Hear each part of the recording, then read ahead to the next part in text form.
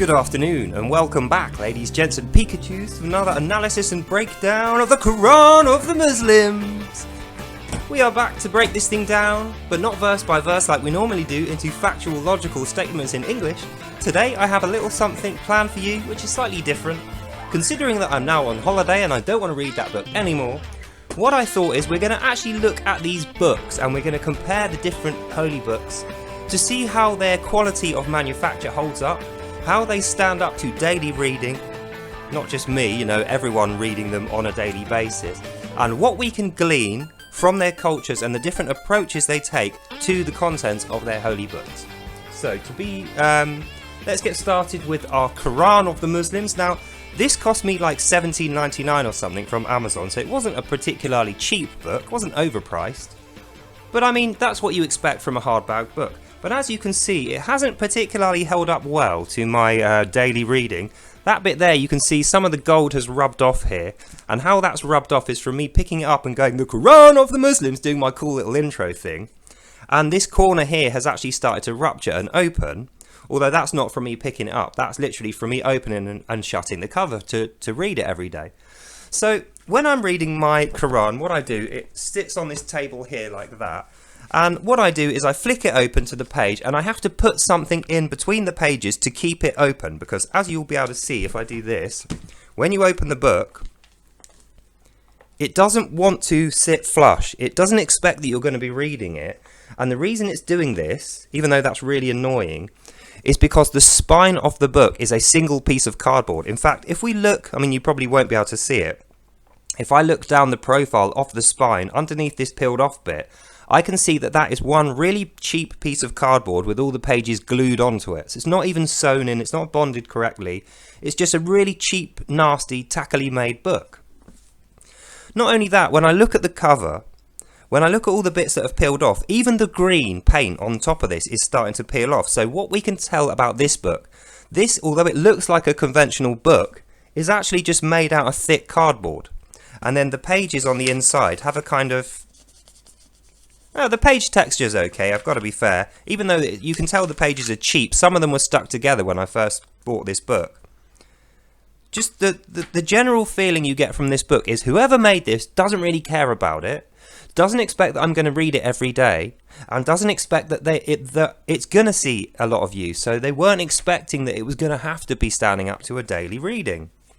Not only that, when we look inside of the pages, as you can see there, if you look at the top where the page numbers are, the page numbers aren't consistently on the same line. So on the left hand page, the page number 50 is at the top about 1/3 of an inch down, a centimetre if you're new.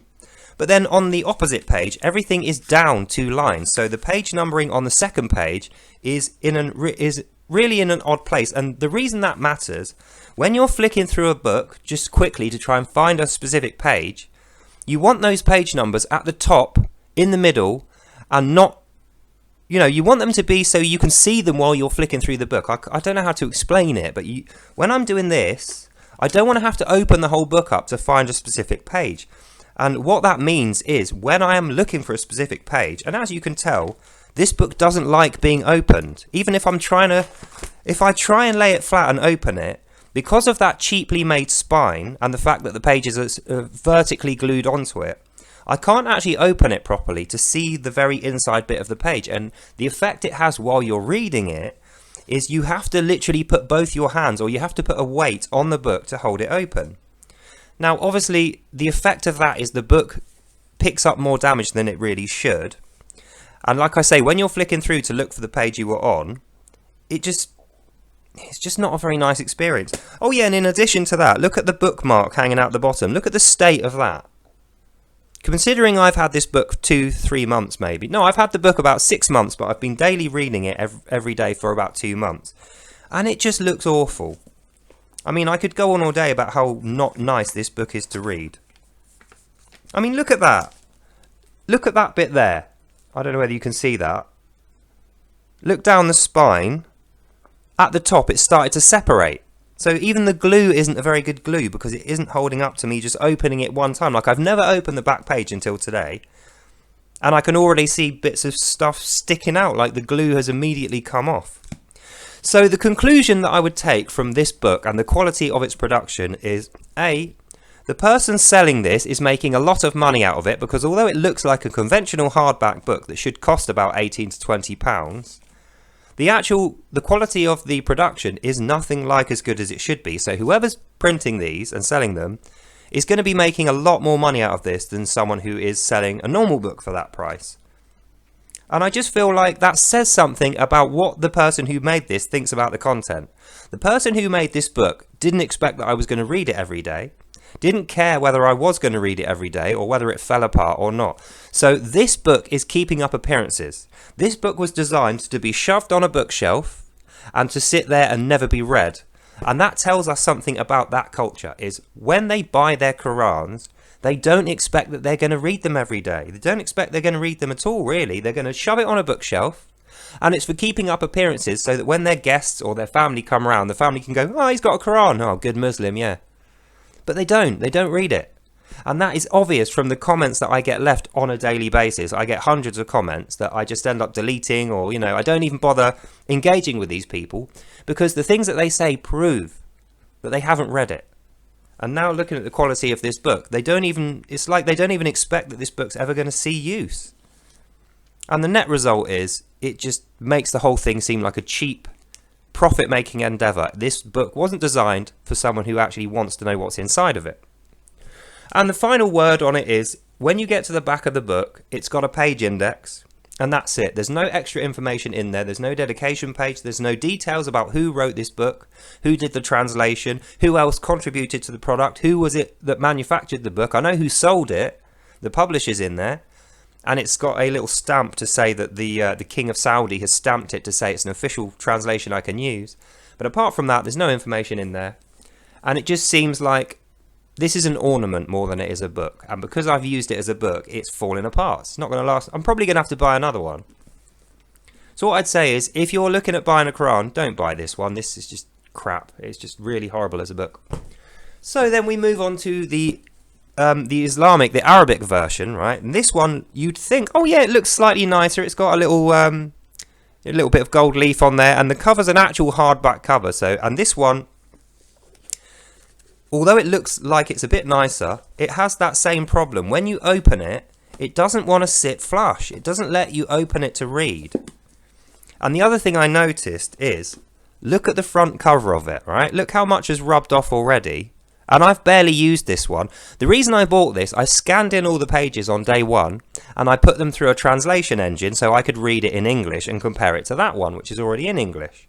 The reason I did that is to uncover any mistakes they may have made. But apart from that, this has never seen any use.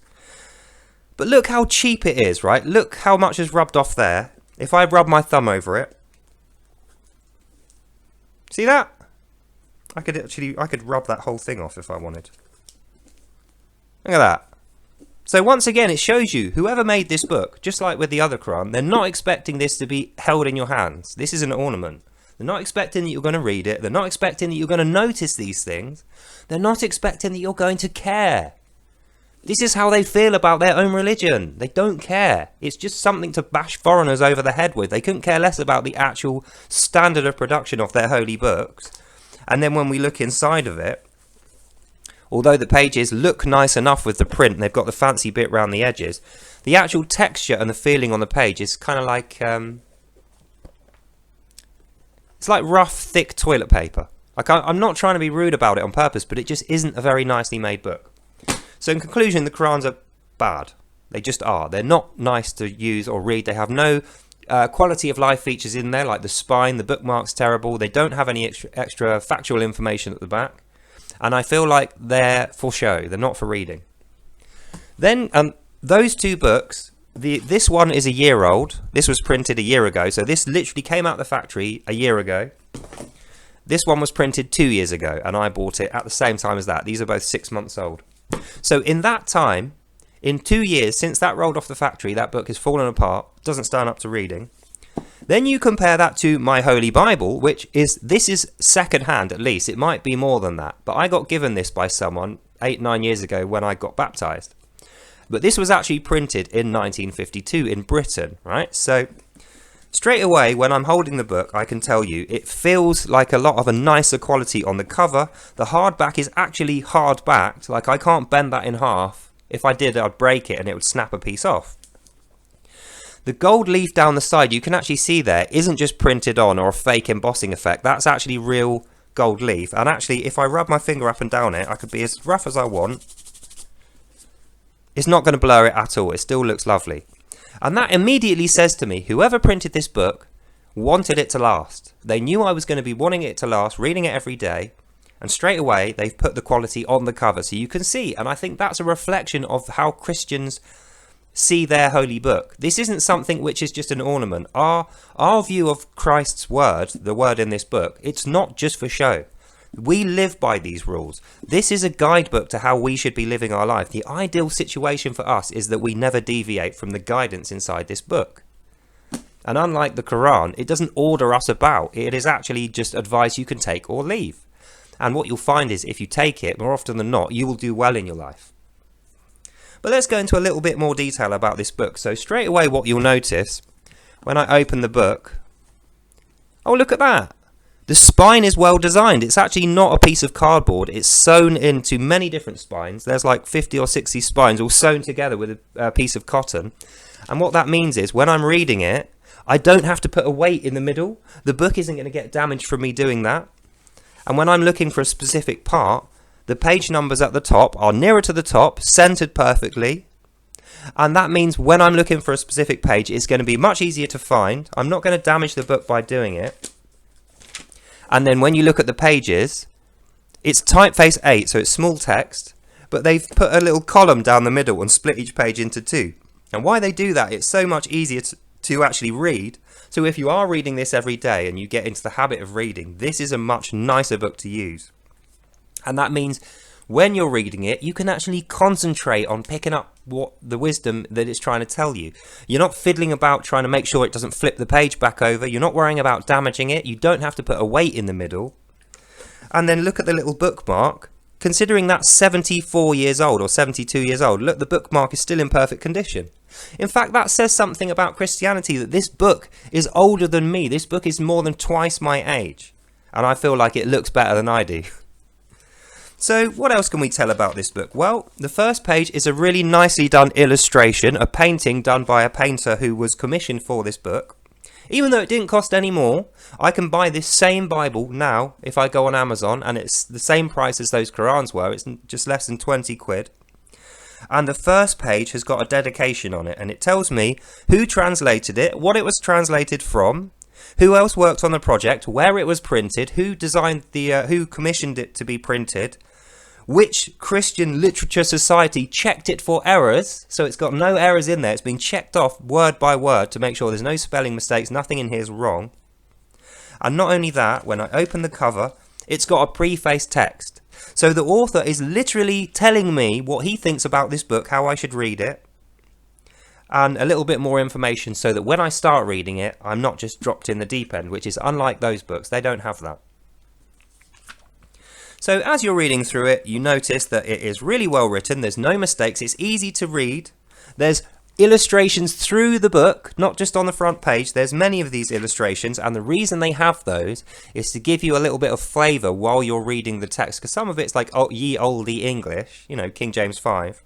The reason they have these illustrations is to put an image in your head to make it more real to you, and it's so valuable when you're reading a book that they can put those images in your head. I mean, you can tell from looking at this picture how people of the time would have dressed, how they kind of interacted with each other. Like they were a very close-knit society. People stand much closer to each other than we do now. And you can see in the foreground, you have the peasants, the commoners, and then in the background, you have your rich people. You can tell because they've got different clothes on.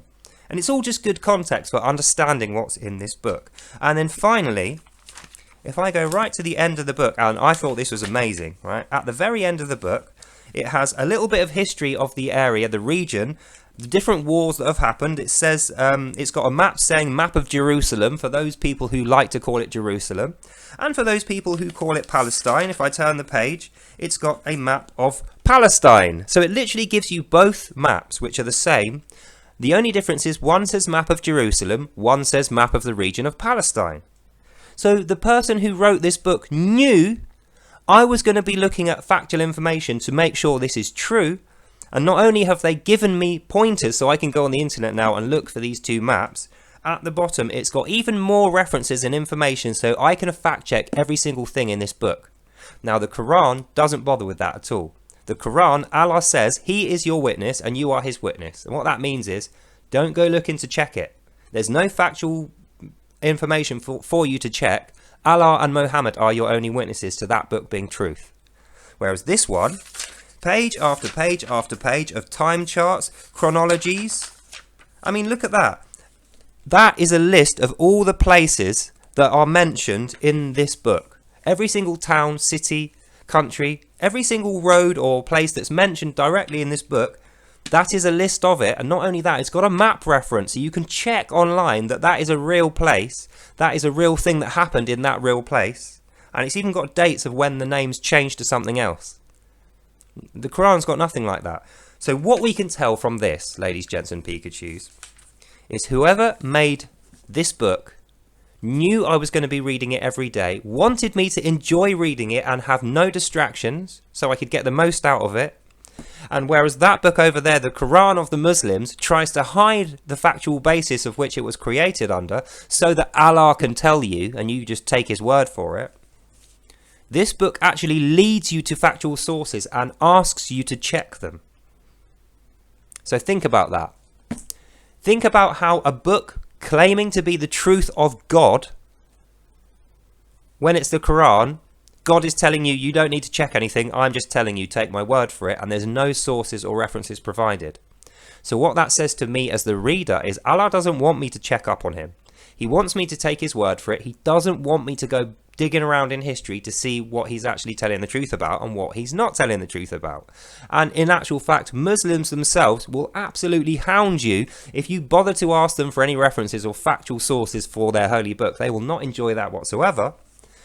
Christians have a whole Christian literary society whose only job is to fact check every word of this book. And what do you know? Most of it checks out, and the bits that don't check out, they're unknown. There's no evidence yet, and they're still looking for it. So in summary, this is a much nicer book than that. The message inside it is conserved and presented in a much better way.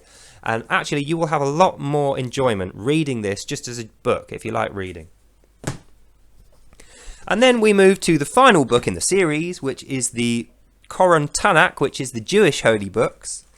And what you'll notice straight away is, even though this is a far larger, heavier book, it's very heavy to pick up, the quality of this book, and this costs 20 quid as well, it costs the same as those two. If I hold that up to you, you can see, look at those little black tabs on the side. That is even better than page numbers. So when the book is shut and you're looking at it, you can see where all the chapters are. So if I know I want chapter 5, I can count 5 along. Actually, it'll be from the right because it reads right to left. And then I know exactly where to put my finger and open it up. And look at that, chapter 5, Deuteronomy, without even looking at page numbers. So whoever wrote this book not only wants me to enjoy it, not only respects the message inside it, but has actually put future modern technology into this. Those little divots to get the chapters and page numbers, that's a modern thing.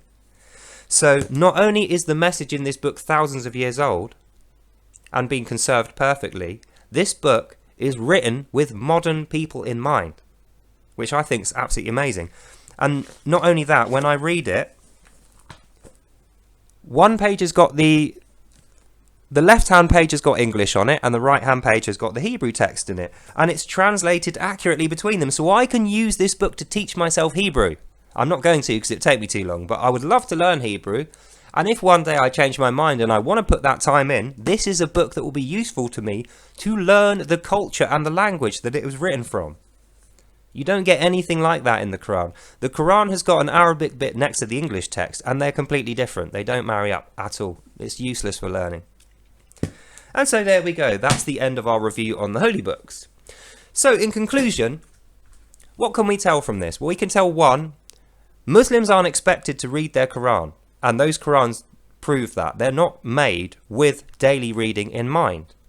So even though they claim they read their Quran every day, I know from the comments they leave me being littered with inaccuracies and just flat out completely wrong, and their beliefs being wrong when they talk about them, and the state of their Quran that Muslims aren't actually interested in the truth.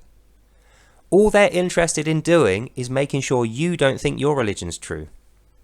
That's why they won't allow it in their other countries. The only thing you'll find next to a mosque in a foreign country is a Roman Catholic church. And anyone who knows me knows I see the papacy and the Roman Catholic Church as pagans. They're not proper Christians. They don't worship Christ. They don't conserve the word of Christ. They have all this weird stuff to do with the Pope, and it's to do with Iraqi and Egyptian pagan worship from the past. Like with the Pope on his hat, he's got the fish hat thing on. He's got the sun star, so it's sun worship. When they talk about the Virgin Mary and she's got her breast out, that's the fertility god Isis that they're doing it. In fact, IHS on the actual obelisk outside of the Palladium in Rome means Isis, Horus and Sep, the Trinity of Egypt, who we should consider to be devils. That is who the Roman Catholics worship. And that is the only other temple you'll find in any Islamic country. Right next to the mosque, you'll find that. So what does that tell you? These guys are like pagan worshippers. They don't care about the message that's inside their own holy book. They don't even read it. The only reason they know anything about it is from being told by other people. So, in conclusion, I think personally, and the evidence of those books will support this, Christianity is based on an attitude for purity and a need for truth. Nothing in that Bible is trying to hide anything from you. In fact, it has a whole section that could be a separate book of its own in the back to lead you through to where you will find that evidence and then give you advice on how you can make sure you've actually read it correctly. And the reason is because Christ and his Bible, they're not trying to pull the wool over your eyes. They're not trying to gain your compliance so they can enslave you into the obedience of a God. They're trying to guide you to have a good life using the knowledge and wisdom that God has provided in that book. And the people who wrote that book were good enough to supply factual sources along with it. They want you to check them. So what does that tell you? They want you to check their factual sources says to me they know that there's truth there or they wouldn't bother. Like with the Quran, who has none of that. And then the Tanakh, this one, the Jewish Bible, this is even better. This has literally got 2 whole massive chapters, like it could be 2 whole books. Just packed out with factual sources, historical data, geography data, chronology data. And it's all there so that you can be sure and confident you're learning the truth when you read those books. And surely that's the point. If we're reading holy books, we're reading about the past, surely the truth should be the most important thing, not obedience to a pagan god. So anyway, this video's been long enough now. That's the end of this video. In conclusion, don't buy those Qurans. Try and find a better one. I wish I hadn't bought those now because they're just not going to last. You know, by the time I've got to the end of Without Lies, Islam Dies, and we've read the whole Quran of the Muslims, those books are going to be in pieces. They're not going to survive.